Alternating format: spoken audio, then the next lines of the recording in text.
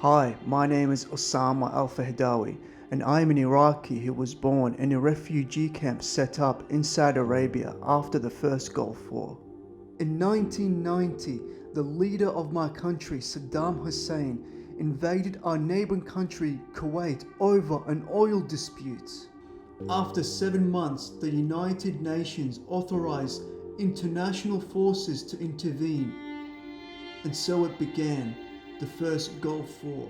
In 1991, in the aftermath of the war, the Iraqi forces were forced out of Kuwait.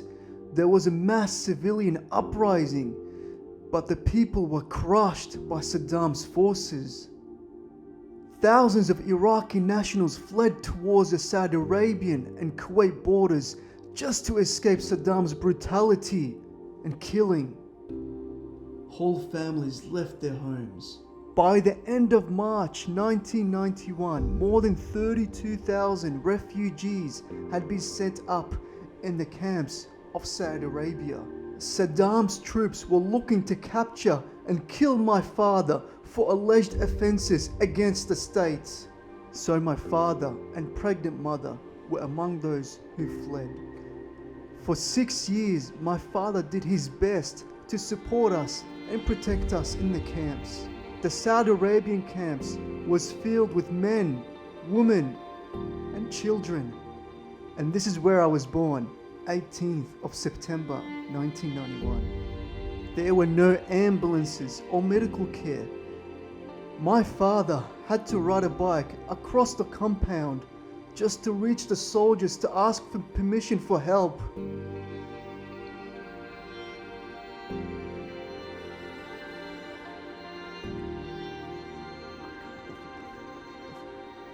There were no clothes for me, so clothes were made by cutting from the tent my family lived in. The camp that we stayed in was in the northern desert in the most extreme area of Saudi Arabia. The temperature often reached around 50 degrees in the summer. That's around 122 degrees Fahrenheit. And in winter it dropped below freezing. But we only had canvas tents to protect us from extreme weather. Even though I was very young, I can still remember a big riot, I think it was in 1993. I didn't know who started it, but men were fighting and yelling.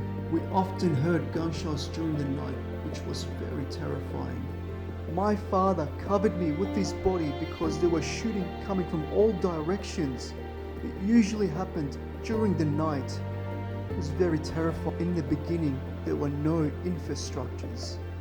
The ordinary things that work in cities and towns didn't have it. There was no electricity and there was no hot water. So during winter, our hands froze. During high winter, the rain would enter our homes and the wind would blow the roofs off and the sand would enter our houses. The sandstorms were the hardest to deal with. We would close our eyes and mouths and cover our ears and noses so the sand wouldn't enter our body. The sand would fill the camps. Children would wake up in the middle of the night screaming and crying. Some people committed suicide because they thought that they had no other choice and thought suicide was the best way out.